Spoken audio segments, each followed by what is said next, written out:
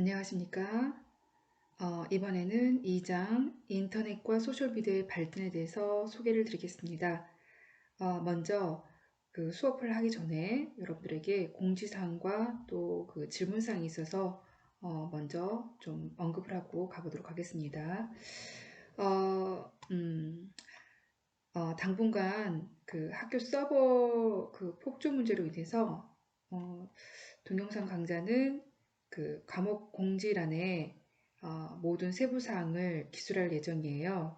그 주차 관리에 있는 컨텐츠나 과제에 원래 이제 올리는 게 맞긴 한데 실제로 이제 동영상이나 파일이 업로드 되지 않더라고요. 그래서 담당하신 분하고 상의를 해보니까 그쪽에는 지금 서버 문제 때문에 업로드가 안 된다고 해서 그냥 그 공지사항에 올려주셨으면 하는 그런 내용이 있어서 어, 당분간은 그 과목 공지에 올릴 예정이니까 여기 내용을 잘 참조하시기 바랍니다. 다음 두 번째는요. 원래 저희가 수업이 월요일날 1, 2교시인데 사실상 이제 실시간 온라인 교육이 불가능한 상황입니다.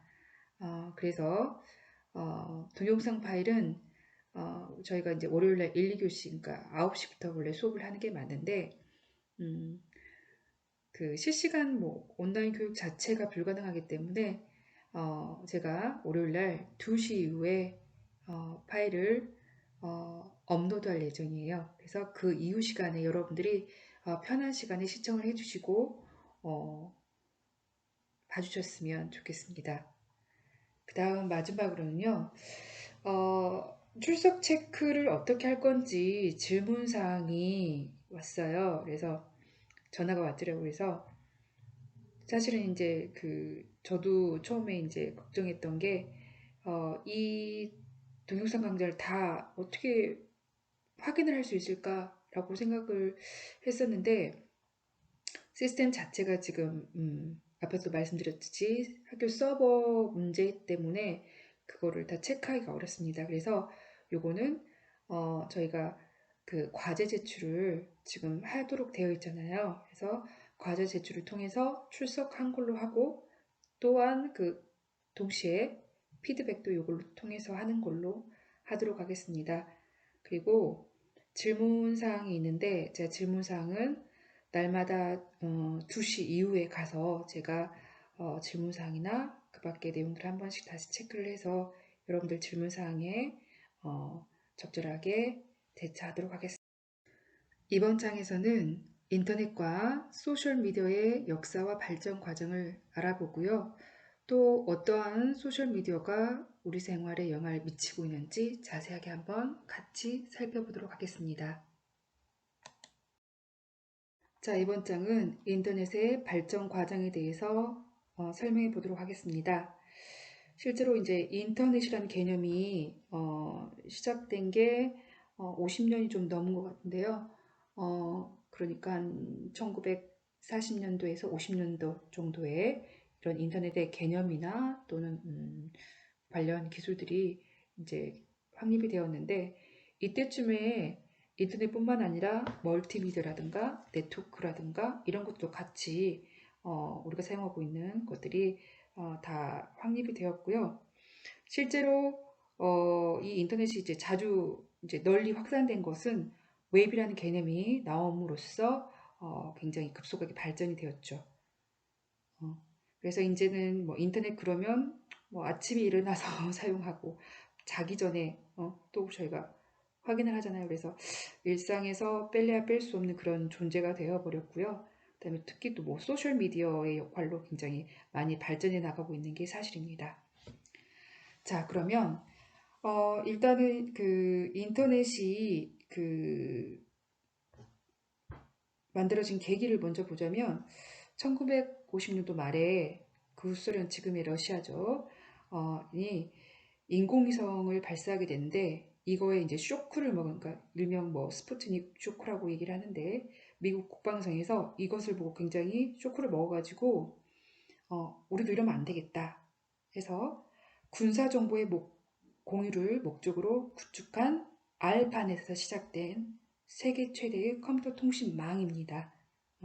그래서 이거 아마 그 1장에서도 잠깐 언급을 제가 해드린 것 같은데, 내용을 좀 보면요. 미국 국방성에서 유사시에 군사적 통신 정보의 공유를 목적으로 해서 어, 국방성과 그다음에 그 같이 연구를 하고 있는 그 연구소들, 그러니까 미국의 4개의 대학에 있는 컴퓨터들을 연결해서 아르파넷이라는 명칭으로 시스템을 구축하게 되는데요. 바로 이게 알파넷이라는 겁니다. 자, 그리고 알파넷의 특징을 보면 컴퓨터 간의 데이터 전송을 위해서 IP, 인터넷 프로토콜이라는 전송 구역을 사용을 했습니다. 자, 다음 장에서 자세하게 볼게요. 자, 이 장에서는요, 그림 2-1을 보시면 초창기 인터넷 사이트의 연결이 지금 나와 있습니다. 먼저 A를 보시면요, A 보시면 그 미국 그 서부 지역이죠. 서부 지역에 4개의 대학 연구소들이 서로 망으로 연결되어 있는 걸 볼 수가 있는데요. 위쪽부터 보시면 여기가 유타 대학의 연구소, 그 다음에 SRI 이렇게 말하면 여러분들 잘 모르시겠죠? 이게 스탠포드 대학의 싱크탱크로 스탠포드 리서치 인스티튜트의 약자입니다. 그래서 스탠포드 대학 내에 있는 연구소, 그다음에 뭐 UCLA는 여러분들 다 잘 아시죠? 뭐 캘리포니아 대학에 있는데 이게 이제 로스앤젤레스 캠퍼스. 그다음에 여기 보시면 UCSD인데 여기도 캘리포니아 대학이에요. 캘리포니아 대학의 샌디에고에 있는 캠퍼스를 의미합니다. 그래서 여기 4대학에 있는 연구소들과 망이 연결돼서 서로 중요한 군사 정보들 이런 것들을 서로 망으로 연결한 것을 볼 수가 있고요. 그 다음에 한 3년 뒤에 보시면 그림을 보시면 이미 이제 그 이후에 서부의 여러 대학들과 지금 망이 그 이후에 더 추가되었고요. 그 다음에 동부에 있는 여러 대학의 연구소들과도 많이 지금 연결되어 있는 걸 볼 수가 있습니다. 여러분들 뭐 다 잘 아시는 뭐 하버드라든가 MIT 같은 대학들이 지금 연결된 거 보실 거예요. 그래서 이런 식으로 계속 연결이 됐죠. 그래서 처음에는 국방성과 연결되는 그 연구소들이 이렇게 계속 연결이 됐고요.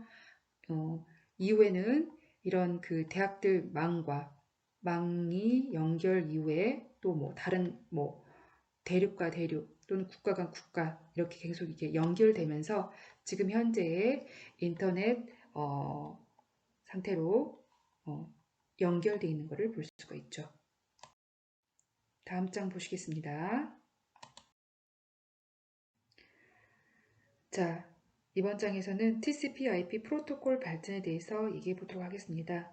앞에서 말씀드렸듯 알파넷이 그 구축이 되고 10년 뭐니 정도가 이제 지난 후에 랜 기술이라든가 또는 뭐 TCP/IP 같은 그런 통신 프로토콜 기술이 발전하면서 랜 구축이 굉장히 활발하게 시작되었습니다. 이때 이제 그 시스템 특징 중에 하나가 이제 텍스트 형식의 전자메일을 어떻게 이제 송수신하는 기능이었는데, 여러분도 그렇잖아요. 메일 보내놓고 가장 궁금한 게 잘 갔는지, 또는 뭐 어디서 뭐 끊기지 않았는지, 뭐 이런 것들. 그래서 이때 그 전자메일의 송수신 시에 통신망의 신뢰성을 높이기 위해서 사용된 것이 바로 통신규약이 TCP/IP 통신 프로토콜이었습니다. 그래서 1982년에 TCP/IP가 인터넷 표준 프로토콜로 제정되어서 여러 군데 뭐 이렇게 산재되어 있던 네트워크들을 하나의 통신망으로 연결하게 되었고요.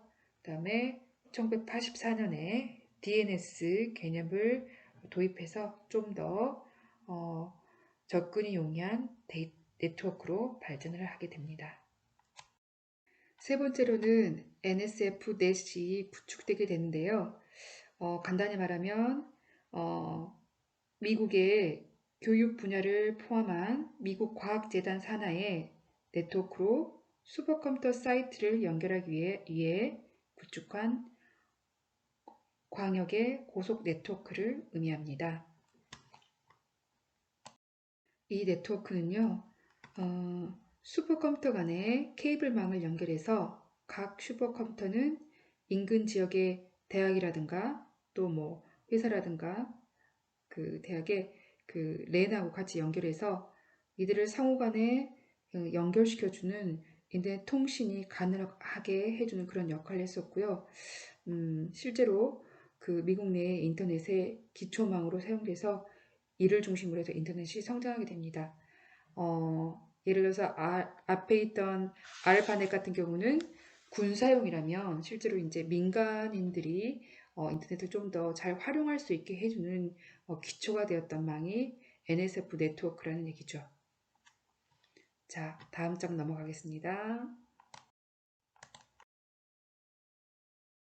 자, 이번 장에서는 웹과 브라우저의 출현에 대해서 소개해 드리도록 하겠습니다.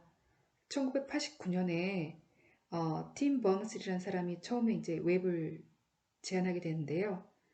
이것이 1994년에 웹 컨소시엄이 결성되면서 많은 웹 서비스들이 개발이 되게 됩니다.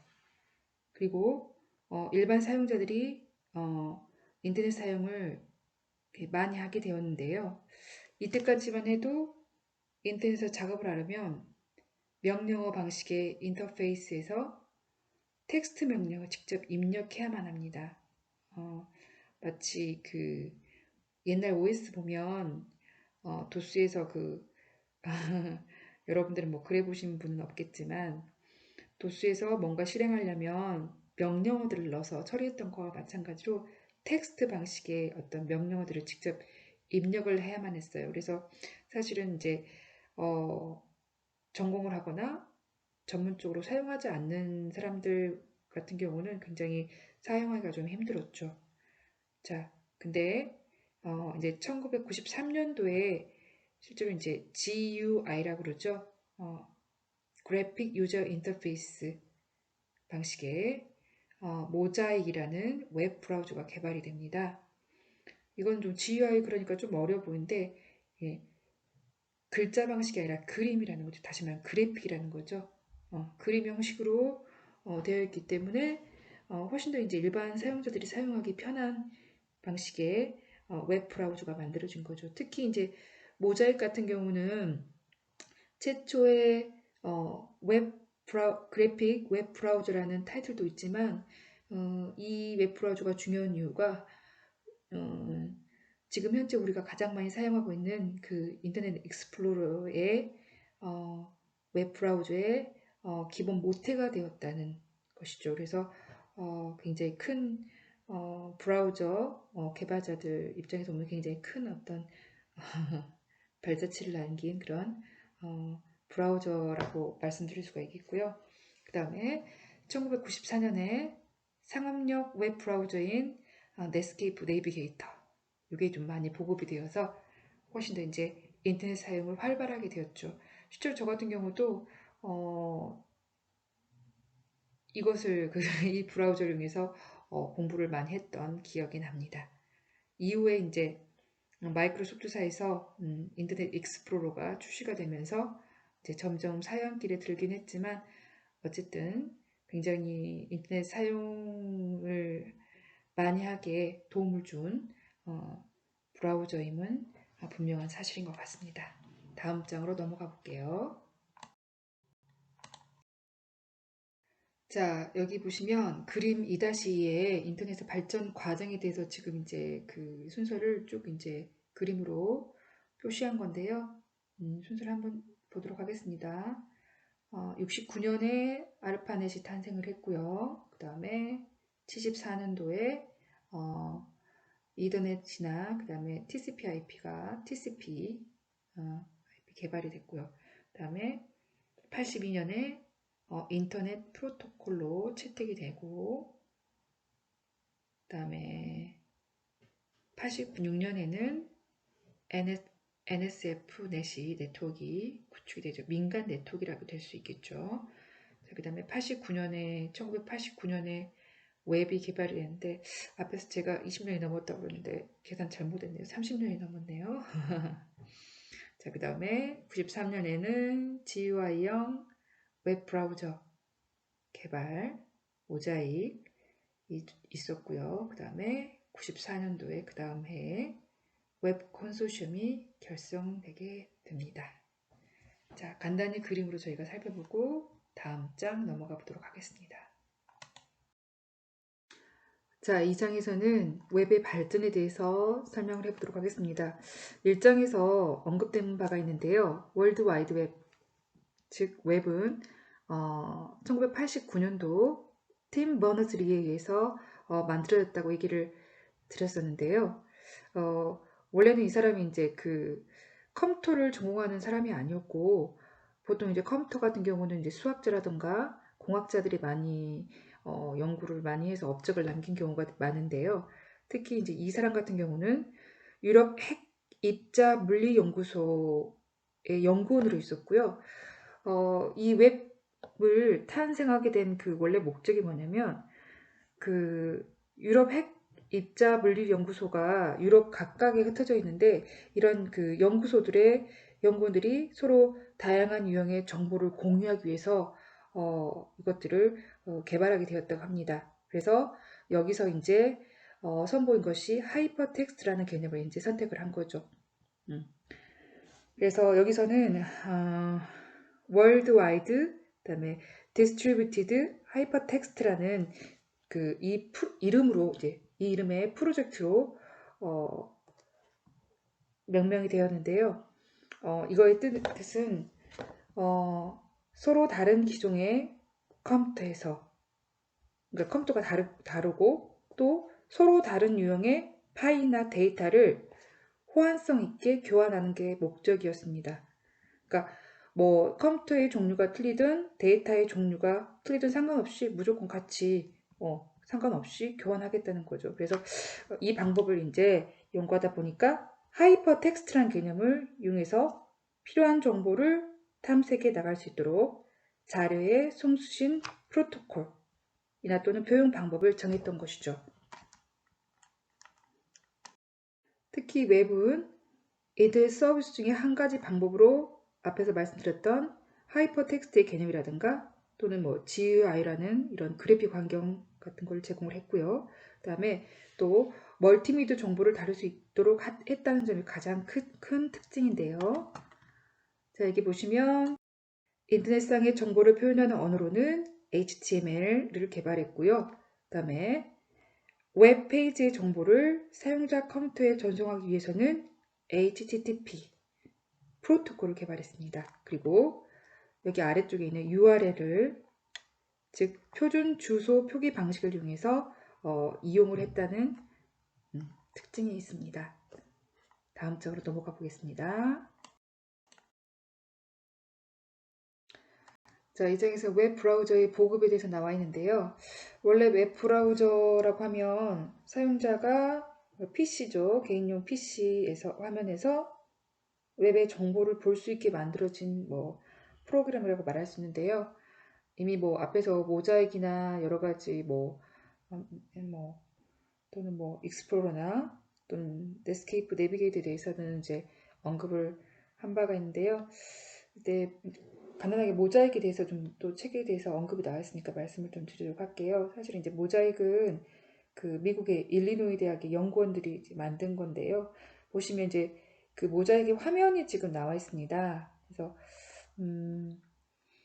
이 모자익을 보시면 파일 에디트에서 이렇게 메뉴가 나와 있고요. 그 다음에 이런 식으로 아이콘 모양 버튼 형태로 여러 가지 것들이 나와 있는데, 보시면 화면이 조금 아주 낯설진 않으실 거예요. 왜냐하면 익스플로러랑 그 인터페이스 부분이 좀 많이 좀 비슷한 거를 여러분들이 느끼실 수 있을 텐데, 이런 웹 브라우저들의 그 편리한 사용성 때문에 인터넷 사용자가 굉장히 폭발적으로 증가되게 되었고, 그 다음에 웹의 대중화라는 어떤 부분에 기여를 하게 되었다는 내용들이 책에 있습니다. 다음 장 넘어가도록 하겠습니다. 자, 여기서는 그 웹의 컨소시엄 결성에 대해서 나와 있는데요.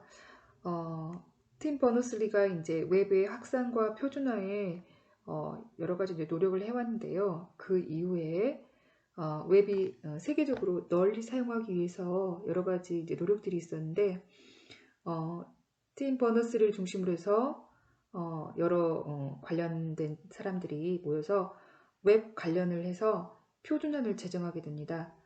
그리고 이 그 표준안을 제정된 표준안을 기준으로 해서 기술적으로나 또는 사회적으로 확산시키기 위해서 컨소시엄을 열리게 되는데, 이게 이제 1994년 10월에 이제 결성하게 됩니다. 자, 우리나라의 경우에는 그 대전에 있는 한국전자통신영어 애틀이라고 보통 얘기하죠. 여기에서 대한민국 사무소를 운영하고 있고요.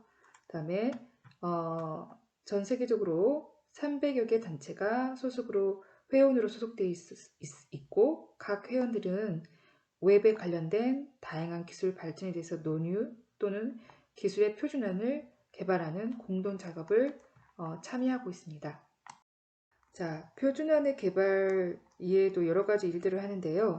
예를 들면 웹 개발자나 사용자를 위해서 정보를 공유한다던가, 또는 뭐 신기술에 대한 모델을 개발한다던가, 또는 시험하고, 또는 여러 가지 그 다양한 웹 관련 소프트웨어 개발이나 교육 같은 것들도 많이 하고 있습니다.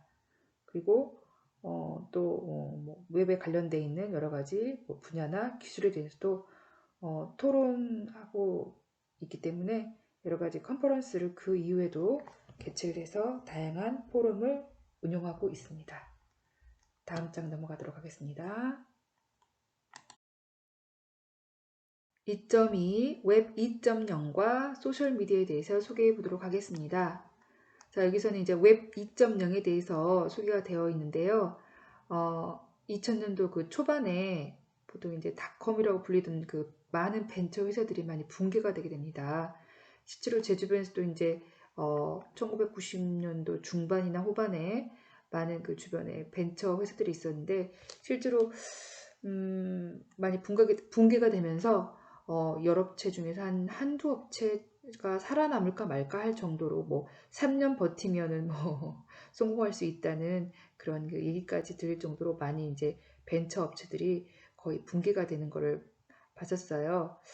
실제로 그 여러 그 해외에서도 벤처 그 회사들이 많이 붕괴가 됐었는데, 그 중에서도 여러분들 독보적으로 구글이라든가 아마존 같은 경우는 오히려 이제 크게 이제 성장을 하게 되죠. 자, 그리고 2004년 10월에 미국 오라일리사가 주최한 컨퍼런스에서 인터넷에서 약 10년 동안 발생한 여러 가지 웹의 환경 변화라든가 발전 방향 같은 것들을 이제 정리를 하게 되는데, 이거를 웹 2.0이라고 이제 이름 짓게 되는 것이죠. 다음 장 넘어가 보도록 하겠습니다. 자, 보통 이제 웹 2.0 그렇게 하면 이제 뭐 우리가 보통 버전이라고 그러죠. 그래서 2.0 있으면 뭐 1.0이 그 전에 있고 업그레이드 됐다는 식으로 이제 많이 이제 그 표현을 하는데, 여기서는 이제 그 버전의 그 개념보다는 그 2세대 웹이라는 그런 의미로 더 인식되고 있고요. 그 다음에 여기 웹 2.0에서 보시면 그 특별히 이제 독특한 것 중에 하나가 그 파라토 법칙 또는 그 20대 80 법칙이라는 게 있는데, 이 그 법칙이 적용되지 않는다는 겁니다. 무슨 말이냐면 우리가 이제 일반적으로 그 오프라인 기업에서 보면 물건을 이제 만들 때 대부분의 그 20% 상위 잘 팔리는, 소위 잘 팔린다는 주력 상품이죠. 주력 상품 20%가 전체 매출의 80%를 차지한다는 이제 이 법칙인데요. 실제로 그 아마존사 같은 경우는 기존에 있던 그 파라토 법칙에와는 정반대로 잘 팔리는 20%의 인기 상품의 매출보다는 하위의 80% 평범한 상품들의 매출 합계가 더 크다는 분석이 나왔습니다. 그래서 실제로 이제 보면 저희가 그 오프라인과 온라인 상태에서의 그 판매를 보게 되면 오프라인 같은 경우는 이제 젊은 사람들이 더 많이 이제 이용을 하기 때문에 젊은 사람들은 조금 이제 경제력이 조금 이제 나이가 많으신 분들보다는 경제력이 조금 떨어지잖아요. 그래서 조금 더 합리적인 소비를 좀 하죠. 그래서 이런 것들이 좀 통하지 않나 뭐 개인적으로 이렇게 생각을 해보게 됩니다. 다음 장 넘어가서 그림으로 한번 저희가 한번 살펴보도록 하겠습니다. 자, 그림 2-5를 보시면 파라토 법칙과 롱테일 법칙이 있는데 간단하게 말씀드리자면 A에 있는 파라토 법칙 같은 경우는 오프라인 상에서 이제 통하는 이제 법칙이죠. 그래서 앞에서도 말씀드렸지만 주력 상품이 대부분의 이제 매출을 좌우한다는 이런 내용이었고요. 그거에 비해서 온라인 상품 같은 경우는 여기 뒤쪽 그 하위 80%면 여기 꾸준하게 이렇게 쭉 이렇게 존재하는 거 보이시잖아요. 그래서 이게 이제 마치 꼬리하고 같다 그래서 롱테일 법칙이라고 이제 얘기를 하는데 이런 식으로 처리가 되는 것을 볼 수가 있습니다. 다음 장 가보실게요. 자, 웹 2.0의 기본 개념에 대해서 살펴보도록 하겠습니다. 웹 2.0 시대에는 인터넷 사용 방법의 가장 큰 변화가 플랫폼으로서 웹 환경에서 네티즌들이 집단 지성을 활용해서 컨텐츠를 제공하고 공유한다는 것이라고 이렇게 설명이 나와 있는데요. 여기 보면 굉장히 좀 어렵고 복잡하게 되어 있는데 사실은 이제 간단하게 이거를 이해하자면 옛날 같은 경우는 뭐 신문이라든가 TV 같은 경우는 일반적으로 그 단방향이죠. 한쪽에서 계속 정보를 주고 그 정보를 받는 사람은 그거를 이제 일방적으로 그냥 보는 거죠. 근데 거기에 비해서 이제 네티즌 같은 경우는 단지 제공되는 정보만 받는 게 아니라 본인들이 직접 이 정보를 줄 수도 있고 같이 공유할 수도 있고 참여할 수도 있는 이런 형태로 제공된다는 이런 특징들이 있습니다. 그래서 아래 보시면 참여라든가 개방이라든가 공유 그리고 분산이라는 이런 개념들로 이렇게 정리를 하고 있습니다. 뒤쪽에 그림을 보면서 얘기를 해보도록 하겠습니다. 자, 이 장에서는 웹 2.0의 개념에 대해서 그림으로 되어 있는 걸 한번 설명해 보도록 하겠습니다. 자, 여기 보시면 웹 2.0은 크게 공유, 참여, 개방이라는 이 세 가지 개념으로 정리가 되고 있는데요. 자, 여기서의 컨텐츠 생성 같은 경우는 개인이 참여해서 서로에게 영향을 줄 수도 있고 또는 전체 사용자 집단이 이제 그러니까 능동적인 참여, 그러니까 자발적인 참여로와 또 공유에 의해서 그 가치가 증가되고 있습니다. 먼저 여기 공유를 보시면 크게 이제 우리가 이제 UCC라고 그러죠. 유저 크리에이티브 컨텐츠 같은 이런 사용자가 직접 컨텐츠를 개발하는 그런 경우이고요. 그다음에 이 UCC 같은 경우는 이제 사용자가 만들기도 하고 또 다른 사용자가 또 이걸 또 본단 말이에요. 그래서 생산자이기도 하고 또는 소비자이기도 하기 때문에 따로 이제 그 프로슈머라는 그 용어로 불리기도 합니다. 다 그리고 여기 아래 보시면 태깅이라는 이런 개념이 있는데요. 태깅이라는 거는 원래 그 브라우저에서 여러분들 그 사이트 저장하는 그 북마킹 있잖아요. 이 기능을 여러 사람이 같이 공유하는 소셜 북마킹이에요. 북마킹 개념인데 따로 이것들이 발전해서 여러 사람들에 의해서 웹 컨텐츠의 자동 분류가 가능하게끔 하는 그런 기능이라고 보시면 됩니다. 자, 이번엔 참여를 보시면 참여 부분에 뭐 블로그라든가 집단 지성이라고 지금 나와 있는데요. 집단 지성이란 건 뭐냐면 여러 사람이 같이 참여해서 만든다는 거죠. 그래서 가장 대표적인 게 위키피디아라는 게 있는데 아마 여러분들 위키피디아는 아마 익숙하지는 않으실 거예요. 우리나라에서는 요거를 많이 사용하지 않고 있지만 외국에선 많이 사용하고 있는데 그런 이유가 그 우리나라에서는 네이버 지식인이 있죠. 그래서 네이버 지식인 이걸 대체하고 있는데 실제로 이제 위키피디아는 일종의 백과사전 중에 하나인데요. 누구나 참여해서 그 백과사전의 그 컨텐츠 내용을 수정할 수 있는 온라인 사전이라고 보시면 됩니다. 나중에 이제 직접 그 위키피디아에 대해서도 소개가 뒤쪽에서 될 거예요.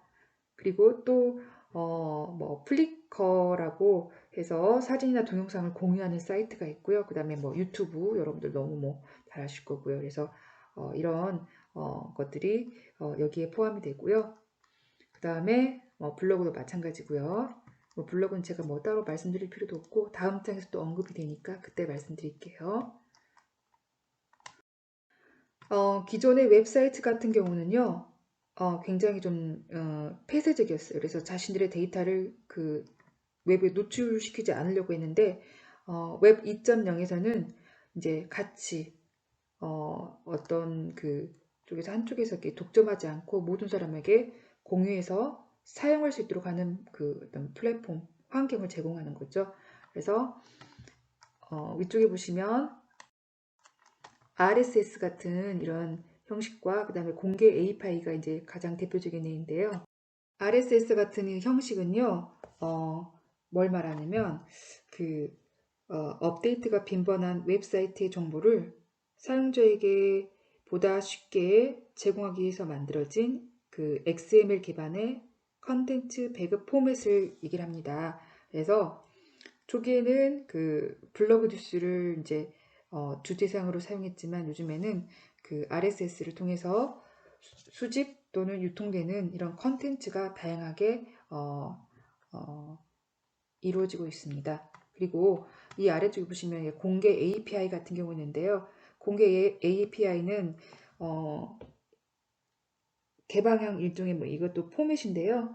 뭐 여러분들 다 아시는 뭐 구글이라든가 네이버라든가 이런 그 포털 사이트에서 자신들의 그 검색 엔진이죠. 그러니까 기존에 그 있는 검색 엔진이나 서비스의 그 API를 공개해서 이것들과 같이 다른 어플리케이션들이 이용할 수 있도록 만들어주는 거죠. 그래서 예를 들면 내가 뭐 찾고 싶은 어떤 맛집이 있다. 그러면 그 맛집을 검색할 거 아니에요. 그러면 이 검색에서 어디에 있는지 찾을 수 있도록 도와주는 웹사이트를 구글 앱이나 그다음에 검색 엔진에서 쉽게 구현할 수 있도록 도와주는 것을 얘기합니다. 다음 장 넘어가겠습니다. 자, 이번에는 웹 2.0 환경의 대표적인 서비스들에 대해서 소개를 드리도록 하겠습니다. 먼저 첫 번째로는 구글에 대해서 소개를 좀 드리도록 할게요. 1998년도에 스탠포드 대학의 대학원생인 페이지와 브린이라는 사람 두 명이서 같이 설립을 했는데요. 가장 2000년 시대의 가장 대표적인 기업으로 성장을 하게 되죠. 이전에 그 1.0 시대하고 좀 비교를 하자면 1.0 시대에서 가장 대표적인 기업 하면 이제 소프트사를 얘기를 할 수 있을 것 같고 마이크로소프트사 같은 경우는 이제 여러분도 다 아시겠지만 윈도우즈라는 운영체제를 기반으로 해서 소프트웨어 개발 쪽에 이제 주력을 했다라고 한다면 구글 같은 경우에는 웹 기반의 여러 가지 그 기술을 선도하는 그런 사업을 하면서 이제 성장하게 되죠. 실제로 그 요때쯤에 가장 이제 검색 서비스 분야에서는 가장 그 강자는 야후였는데요. 문제는 이제 요때쯤 그 웹 데이터가 굉장히 기하급수적으로 이제 많아지게 됩니다. 그러다 보니까 야후에서 이제 검색할 때 검색 그 정밀도, 다시 말하면 정확도가 떨어진다는 그런 문제점들이 제기가 되기 시작했어요. 그래서 이 구글에서는 이에 대한 그 해결책으로 페이지 랭크라는 이런 개념을 이제 도입해서 야후하고 차별화를 두게 되는데요. 그래서 간단히 말씀드리자면 이거는 이제 페이지 랭크라고 하는 거는 일종의 알고리즘인데요. 그러니까 해당 페이지를 링크를 참조하는 페이지들의 중요성을 가중치, 그러니까 점수를 매기는 거죠. 그래서 점수를 줘서 이것들을 모두 더한 다음에 가장 합당한 페이지를 찾아내는, 점수가 높은 페이지를 찾아내는 거죠. 그래서 좀 더 이제 정확도를 좀 높이자는 의도가 있는데요. 이렇게 해서 좀 더 정확한 검색이 이루어지게끔 하게 됩니다. 이 페이지 랭크로 인해서 구글 검색 엔진이 굉장히 큰 이제 전환점을 갖고 그다음에 굉장히 지명도가 올라가는 그런 계기가 되죠. 자, 다음 페이지 보고서 저희가 한번 추가적으로 말씀드릴게요. 자, 여기서는 그림 2.7에 있는 구글 검색 초기 화면과 검색 엔진 시장 점유율에 대해서 얘기가 나와 있는데요. 이게 2013년 6월 기준이니까 요거하고는 좀 차이가, 현재하고 좀 차이가 있다는 거 인지하시고요. 구글 화면은 이제 비슷하고요.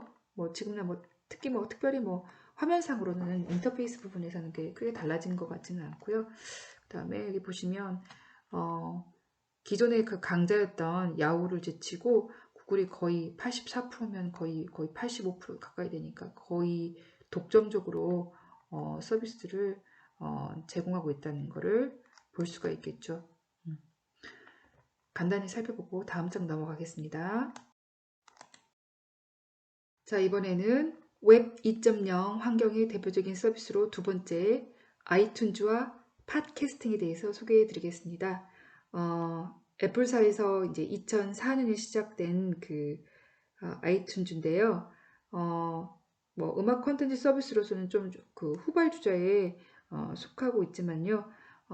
웹 2.0 시대에 디지털 콘텐츠 분야에서 유통혁명을 일으킬 정도로 큰 영향을 주고 있습니다. 저도 사과폰 쓰던 시절에 아이튠즈 많이 이용했던 기억이 있는데요. 아이튠즈 뮤직 스토어에서 이용자가 자신이 원하는 컨텐츠를 설정해 두면은 컨텐츠가 갱신될 때 RSS 피드를 통해서 뮤직 스토어에 다운로드 될 수 있도록 되어 있죠. 자, 간단히 살펴보고 다음 넘어가겠습니다.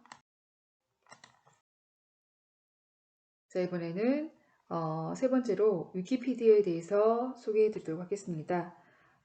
위키라는 말이 원래 이제 빨리빨리라는 하와이 말이래요. 근데 이제 내용적으로는 웹페이지의 내용을 누구나 자유롭게 추가할 수 있는 일종의 공개 게시판 형식을 뜻하는 말입니다. 그래서 여기 커뮤니티에 가입하면 누구나 사전이죠. 사전 작업에 참여할 수 있도록 하는데 가장 이제 집단지성으로 작성된 UCC의 대표적인 사례입니다. 저 사실은 이제 한번 제가 진짜 되는지 궁금해서 해봤는데 무조건 이제 이게 변경되는 건 아니고요. 일단은 가입을 하고 그 다음에 가입한 상태에서 이거를 살짝 이제 내용 변경되지 않게 한번 제가 해봤는데 실제로 이제 변경이 되더라고요. 근데 우리나라 같으면은 가서 장난을 쳐놓는다던가 이런 식으로 해서 굉장히 내용이 그냥 생각하면 허접할 수도 있다라고 생각할 수 있겠지만 실제로는 굉장히 내용을 나중에 여러분들이 보시면 알겠지만 굉장히 전문가들이 와서 이런 내용들을 작성하고 있기 때문에 미국의 과학 잡지, 유명한 과학 잡지죠. 네이처에서 실제로 이렇게 정확도면을 조사해 보니까 굉장히 브리트니커라는 유명한 백과사전에 필적할 정도로 굉장히 정확도가 뛰어나서 놀랬다고 이제 하는 그런 내용이 있습니다. 아래쪽에 보시면 실제 위키피디아 온라인 백과사전의 형식을 볼 수가 있죠. 자세한 내용은 뒤쪽에 언급되어 있을 때 더 추가적으로 말씀드리고요. 다음 장 넘어가겠습니다. 자, 이번에는 UCC 또는 UGC라고 하는 사이트에 대해서 소개를 드리도록 하겠습니다. 미국의 그 시사주간지 타임이 2006년도에 그 올해의 인물로 유를 선정을 했는데요. 아래 보시면 블로그나 미디어 영역에서 영향력을 키워가는 평범한 당신이 올해의 주인공이라고 발표를 했을 정도로 굉장히 큰 그 이슈가 되었었고요. 이미 그 사용자가 직접 제작한 컨텐츠인 UCC나 또는 UGC 같은 이런 것들이 새로운 문화의 추세로 인정받게 됩니다. UCC 하면은 이제 대부분이 이제 동영상이라고 생각하지만 그 UCC 컨텐츠에는 뭐 텍스트라든가 뭐 이미지라든가 오디오라든가 영상들이 굉장히 다양하게 제공이 됩니다. 특히 그 동영상 UCC 서비스로 널리 알려진 그 미국의 유튜브 같은 경우는 2006년도에 구글에 인수가 되면서 굉장히 더 활발해졌고요. 그 당시에 이미 유튜브에 올려지는 컨텐츠의 양이 방송가의 그 제작하는 양보다 컨텐츠 양보다 앞질렀다고 하죠. 그만큼 많이 이제 UCC가 많이 만들어지고 또는 또 보급이 되고 있는 형태라고 보시면 되겠죠. 자, 다음 넘어가겠습니다. 이번엔 5번째로 소셜 네트워크 서비스에 대해서 소개를 드리도록 하겠습니다. 사용자들이 커뮤니티를 형성해서 서로 참여하는 사이트이고요. 뭐 유명한 미국의 페이스북이라든가 뭐 유튜브, 트위터 등이 있을 수 있고 우리나라에서도 이제 한참 이제 싸이월드 미투데이 많이 했었죠. 저도 이제 싸이월드 미투데이 했던 기억이 있는데 SNS 사이트 같은 경우는 커뮤니티라든가 커머스의 그 결합하는 그런 형태로 발전을 하게 됐고요. 그다음에 소셜미디어 시대의 가장 핵심적인 서비스로 자리 잡게 됩니다.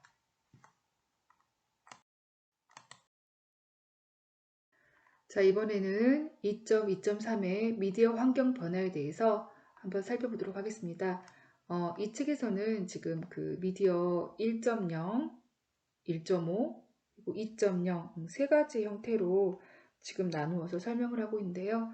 먼저 미디어 1.0에 대해서 모델에 대해서 한번 알아보도록 하겠습니다. 먼저 가장 초창기 미디어 형태고요. 여기는 내용을 한번 먼저 읽어보고 뒤쪽에서 그림으로 같이 한번 보도록 하겠습니다. 두 번째 보시면 정보 접근성의 우위를 바탕으로 해서 정보와 그 다음에 뉴스의 1차적 공급원으로 자리매김하였다라는 내용이 있고요. 그 다음에 특징이 정보는 미디어가 일방적으로 독자층에게 전달하는 단방향 구조를 가졌다라는 이런 특징이 있습니다. 그리고 세 번째는 독자층은 대중이라는 수동적인 독자의 형태로 존재하였다라는 거죠. 뒤에 그림 한번 보겠습니다. 자, 미디어 1.0의 형태를 지금 그림으로 나타낸 건데요. 보시면 미디어에 보시면 세 가지 지금 미디어밖에 없죠. 그래서 뭐 신문이라든가 그다음에 TV, 그다음에 라디오 이 세 가지 미디어를 통해서 일방적으로 그 대중에게 여러 가지 그 형태의 정보들을 제공하는 스타일이라고 보시면 되겠죠. 그래서 여기서는 이런 미디어들이 일방적으로 정보를 제공하고 있기 때문에 어떻게 보면 정보의 정확성이 좀 떨어질 수가 있죠. 뭐 일방적으로 예를 들어서 어떤 내용에 대해서 좋게만 어떻게 대중에게 알려주고 싶다 그러면은 뭐 그런 내용으로 그래서 뭐 군사적고 때는 가장 먼저 장악했던 그 영역이 이런 그 미디어 다시 말하면 그 방송이나 신문, 라디오 이 세 개만 우리가 이제 그 제한을 둬버리면 일반인들 같은 경우는 뭐 다른 데서 정보를 얻을 수가 없는 구조였기 때문에 굉장히 큰 영향을 미쳤던 그런 형태죠. 자, 이번에는 미디어 1.5에 대한 설명 한번 해보도록 하겠습니다. 먼저 여기 있는 그 내용들 한번 살펴보고 뒤쪽에서 추가적으로 설명을 드리도록 할게요. 자, 첫 번째는 이 시대에는 그 인터넷의 보급과 함께 인터넷이 일차원적인 정보 수집의 채널로 정착하던 때이고요.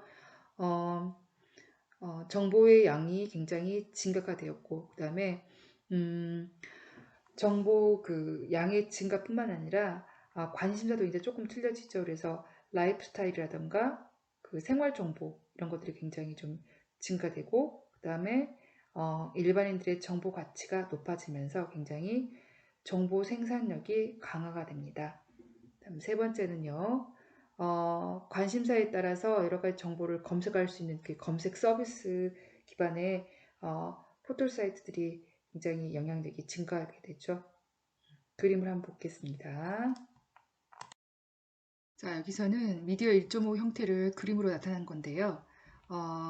일반적으로 사람들은 포털 사이트, 다음이나 네이버를 통해서 검색 서비스를 통해서 정보를 얻게 되는데요. 이 네이버나 다음 같은 포털 사이트는 미디어, 즉 기존의 그 미디어 업체들이, 예를 들면 조선닷컴 같은 경우는 조선일보 주력 회사죠. 이런 회사들이 제공하는 컨텐츠를 제공받아서 같이 연결해주는 이런 형태가 되겠고요. 바로 물론 이제 다른 사람들 같은 경우는 바로 이제 접속해서 포털 사이트를 이용하지 않고 접속해서 자료나 이런 것들을 얻을 수도 있는 형태가 되겠죠. 자, 이번에는 미디어 2.0의 특징에 대해서 알아보도록 하겠습니다. 웹 2.0의 등장은 미디어 2.0 시대의 개막에 결정적인 역할을 하면서 소셜 미디어 시대를 열었는데요.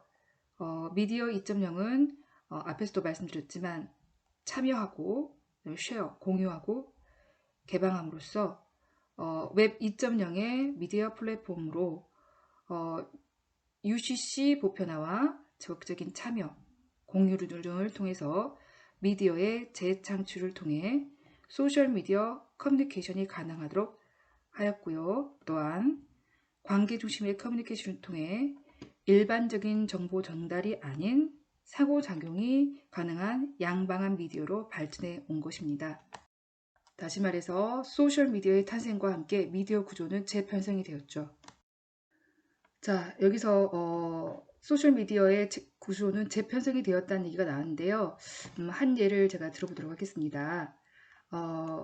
우리가 보통 이제 일본 그 우익이라고 하는 단체들 보면 그 막말을 하는 정치인들이 좀 많이 있잖아요. 근데 그 막말을 하는 이유 중에 하나가 주목을 받기 위한 거죠. 그러니까 정치인들 같은 경우도 본인이 하는 어떤 말에 그 스포트라이트를 받고 그것이 좀 무게가 실려서 정치에 반영되면 굉장히 큰 비중을 갖고 있는 어떤 정치인이 되는데 언론에 노출이 이제 많이 되면 될수록 그런 비중이 높아가는데 그냥 평범한 말을 해가지고는 노출이 쉽게 되지 않겠죠. 그래서 그런 막말들이 일어나는 경우가 많이 있습니다. 실제로 일본 그 잡지나 신문 같은 경우 보면 그 한일 그런 그 반항 감정을 많이 이용해서 잡지의 부수나 신문의 부수를 실제로 올리고 있다는 그런 연구 결과가 나오기도 했습니다. 그래서 요즘에는 정치하는 사람들 같은 경우는 특히나 본인 개인의 그 유튜브 채널이나 방송을 통해서 본인들이 하고자 하는 그 여러 가지 말들을 하고 있는데요.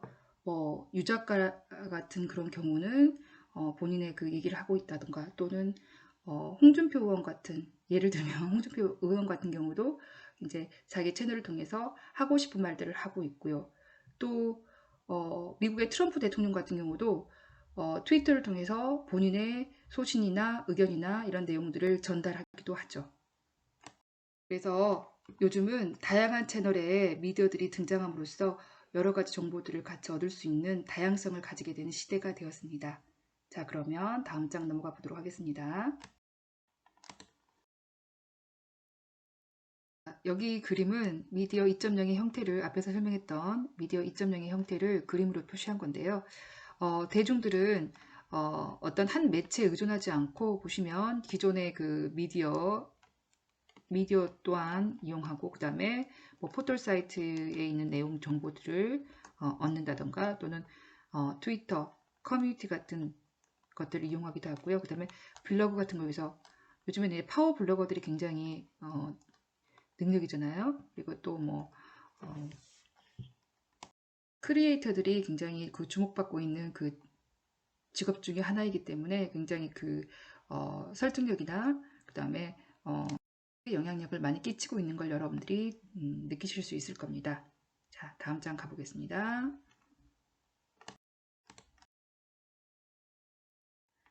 자, 이번에는 2003 소셜미디어 개념에 대해서 소개해 드리겠습니다.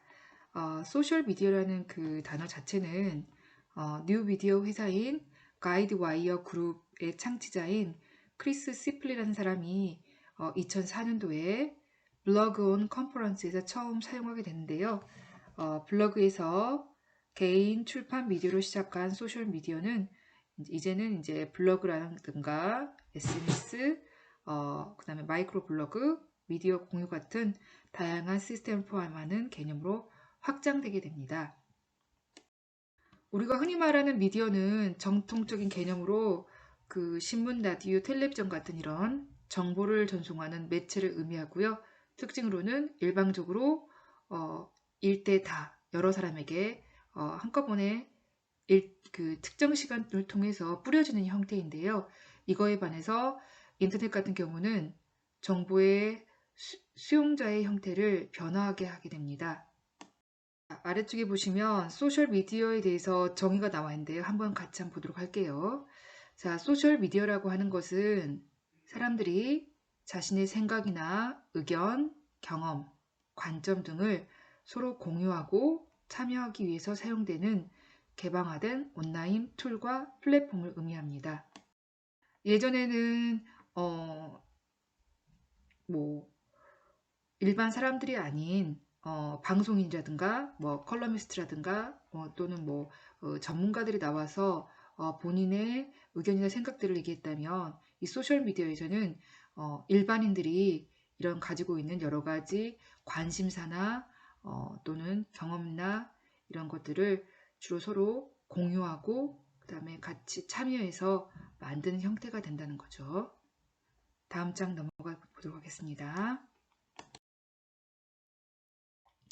자, 여기서는 그 소셜미디어의 특징에 대해서 더 확인해 보도록 하겠습니다. 자, 소셜미디어는 사람들의 여기는 니즈라고 나와 있는데요. 이제 그 여러 가지 기본적인 욕구, 여기서는 이제 생각의 어떤 욕구를 의미하는 낱말이 되겠는데요.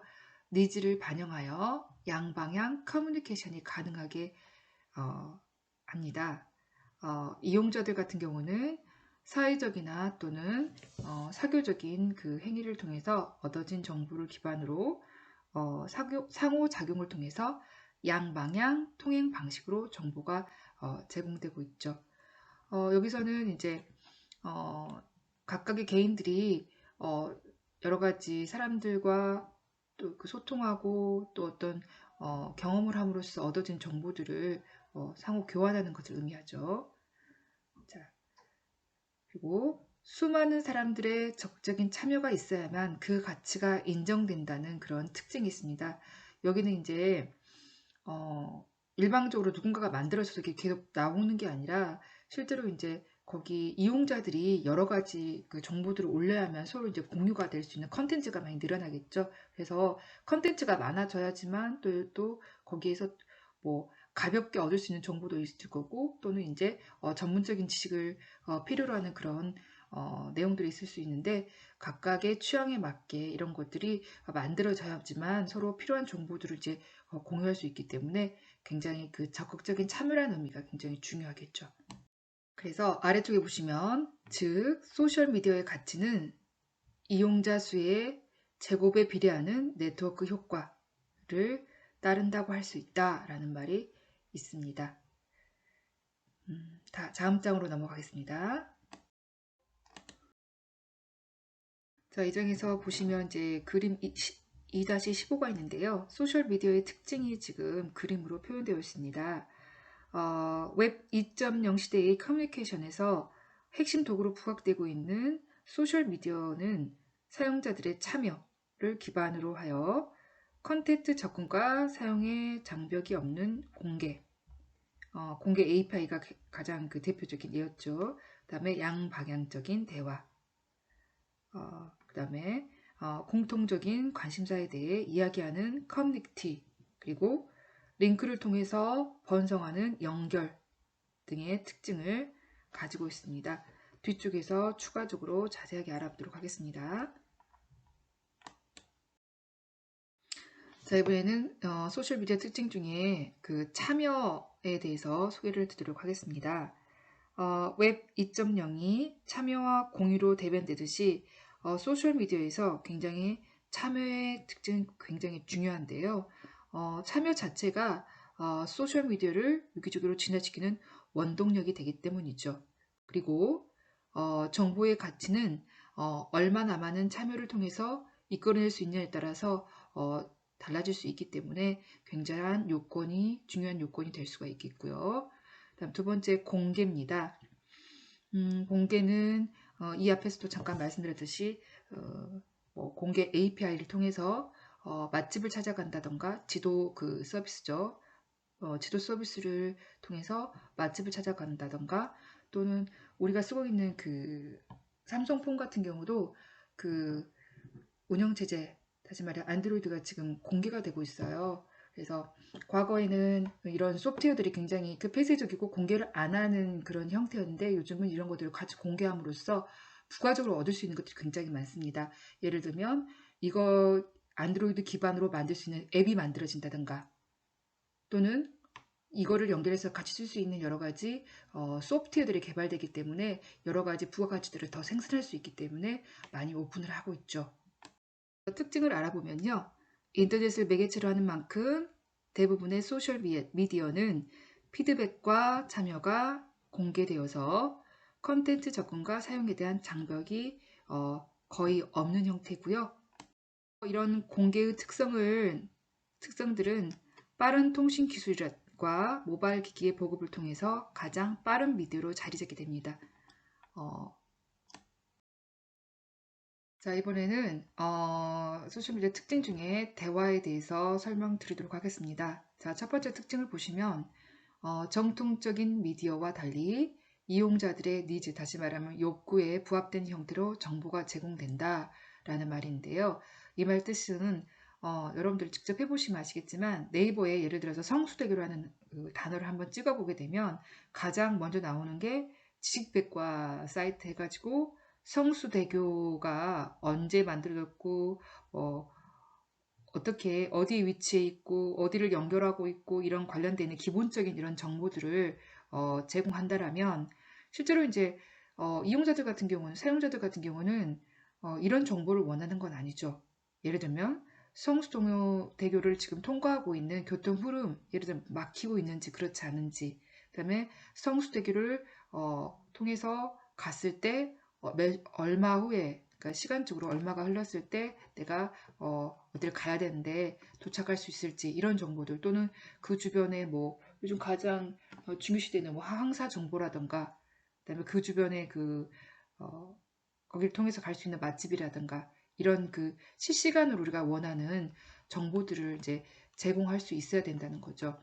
그래서 두 번째 보시면 쌍방향을 통해서 상호작용으로 정보가 제공되거나 진화될 수 있다는 얘기가 바로 이 얘기가 될 수가 있겠죠.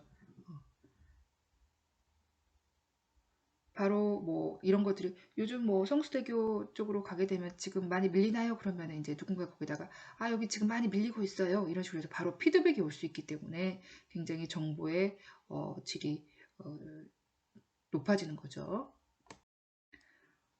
두 번째는 이제 여기서 이 장에서 두 번째는 이제 커뮤니티에 대해서 나와 있는데요. 커뮤니티의 특징을 보시면 소셜 미디어는 각종 소셜 네트워크 서비스를 통해서 빠르게 커뮤니티들을 구성하게 되는데요. 이런 커뮤니티에는 집단 지성의 힘을 발휘하게 되고, 그다음에 여론 형성을 통해서 영향력을 발휘하게 되죠. 자, 다음 장 가보겠습니다. 자, 이번 장에서는 소셜미디어의 마지막 특징, 다섯 번째, 연결에 대해서 알아보도록 하겠습니다. 특징만 간단히 보도록 할게요. 자, 첫 번째 특징을 보시면 소셜미디어는 다양한 미디어의 조합이나 링크를 통해서 연결의 확장을 통해 번성한다 라는 지금 얘기가 나와 있습니다. 그리고 단순한 웹페이지의 연결이 아닌 이용자들의 참여를 통해서 구축된 컨텐츠를 기반으로 이용자들이 상호 연결되어서 정보가 공유되고 교환되는 이런 형태를 얘기하는 거죠. 이러한 연결을 기반으로 해서 정보가 공유되고 교환되는 형태를 따르면 소셜미디어 자체가 확장해 나아가는 그런 특징을 가지게 됩니다. 자, 넘어가 보도록 하겠습니다. 자, 이번에는 마지막 절의 2.3 소셜미디어의 종류와 활용에 대해서 소개해 보도록 하겠습니다. 이 책에서는 소셜미디어 형태를 이제 한 5가지 정도로 지금 분류해 놓고 설명하고 있는데요. 이 내용들이 어차피 뒤쪽에서 또 디테일하게 설명이 될 거예요. 그래서 간단하게 특징들만 좀 보고 넘어가 보도록 하겠습니다. 자, 첫 번째 블로그 같은 경우는요. 웹과 그 다음에 일기 로그의 그 합성어로 블로그라는 이름이 지금 만들어졌고요. 웹에 기록하는 일기나 일지의 의미를 위해서 그 시작이 되었는데요. 사실 이제 저 같은 경우 보더라도 한 10년 전, 15년 전만 해도 다 이제 학교에 오면 기본적으로 그 요즘 블로그 배우듯이 홈페이지, 개인 홈페이지를 많이 만들고 활용을 많이 했었어요. 근데 문제는 그 홈페이지 만드는 게 쉽지 않을 뿐더러 일반인들 같은 경우 그다음에 관리하기가 쉽지가 않았습니다. 그래서 그 개인 홈페이지에 비해서 블로그는 뭐 크기도 크지 않고 그다음에 관리하기도 매우 쉽고 그다음에 또 특징이 등록된 글이 시간 순으로 그 표시된 특징이 있기 때문에 여러 가지 그런 최신의 정보들을 우리가 확인할 수 있는 구조라서 굉장히 편하죠. 자, 그 다음 두 번째는 위키스라고 하는 이거는 백과사전 관리하는 거였죠. 즉 이제 여기 같은 경우는 편집이 가능한 웹페이지로 웹사이트 상에서 컨텐츠를 추가하고 정보를 편집해서 공동의 문서나 데이터베이스처럼 운영하는 아까 그 집단 지성이라는 그 말이 나오는데요. 이 집단 지성을 특징을 나타내는 대표적인 예가 되겠습니다. 자, 추가적인 거 뒤쪽에서 얘기 드릴게요. 자, 세 번째는요, 소셜 네트워크입니다. 보통 이제 SNS라고 얘기를 많이 하죠. 그래서 자신만의 온라인 사이트를 구축하여 컨텐츠를 만들고 친구들과의 연결을 통해서 컨텐츠나 커뮤니케이션을 공유하는 것을 의미합니다. 자, 이 SNS 같은 경우는 이제 같은 정보를 공유한다는 그런 장점도 있는데 최근에는 굉장히 단점도 많이 부각되고 있죠. 뭐 가짜 뉴스가 만들어져서 SNS상에서 돌아다닌다거나 그래서 저 같은 경우는 꼭 그 텔레비전에 뉴스를 봐요. 그래서 뉴스 보면 뉴스에서 뭐 팩트 체크를 한다는 그런 얘기가 있는데 그 SNS를 통해서 만들어진 여러 가지 가짜 뉴스들이 마치 그게 사실인 것처럼 그렇게 인식이 되기 때문에 그 SNS상에서 있는 그런 정보들이 진짜 사실인지 아닌지 이런 것들을 팩트인지 이런 것들을 체크하는 이런 프로그램들까지 나오게 되더라고요. 그래서 SNS에 있는 그런 정보들이 다 정확한 정보가 아니기 때문에 여러분들 꼭 이게 그 사실인지 여러분들이 확인해 보는 이런 습성을 가지는 게 좋을 것 같아요. 자, 네 번째는 컨텐츠 커뮤니티인데요. 특정 종류의 컨텐츠를 만들고 공유하는 커뮤니티를 의미하고요. 가장 인기 있는 컨텐츠 커뮤니티로는 여러분들 잘 아시는 유튜브가 있겠죠. 자, 마지막으로 팟캐스트가 있는데요. 팟캐스트는 방송과 브로드캐스트, 방송과 아이팟의 합성어인데요. 인터넷을 통해서 사용자들이 새로운 오디오나 또는 비디오 파일을 구독할 수 있는 형태를 의미하는 겁니다. 자세한 내용은 뒤쪽에서 다시 언급이 되니까 그쪽에서 말씀드리고요. 하겠습니다. 자, 이제 마지막 장인데요. 2.4.1의 소셜미디어의 주요 형태에 대해서 알아보도록 하겠습니다. 아래 그림은 소셜미디어가 제공하는 도구, 유형과 사례들에 대해서 그림으로 표시한 건데요. 일반 개인이 인터넷에서 정보나 컨텐츠를 생산하고 보급하는 일종의 소셜미디어 활동을 2000년대 초반부터 시작되게 됩니다.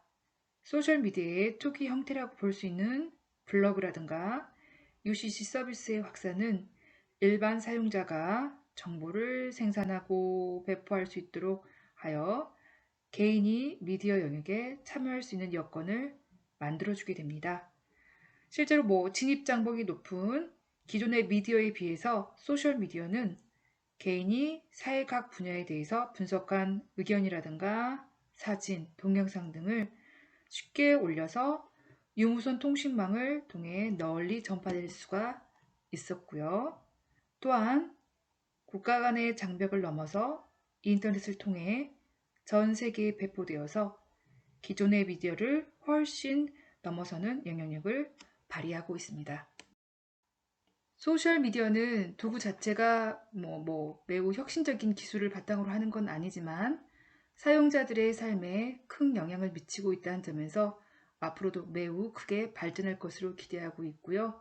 그다음에 소셜미디어는 사회적 각 분야, 정치, 사회, 문화 등 우리의 삶 전반에 대해서 다양한 형태로 변화를 주도하고 있습니다. 특히 마케팅 활동 같은 경우나 정치 활동, 그다음에 소셜 미디어를 통한 상거래인 소셜 커머스도 꾸준히 늘어나고 있고요. 최근에는 코로나의 여파로 오프라인을 넘어선 온라인이 훨씬 더 많은 매출을 올리고 있는 것을 볼 수 있습니다.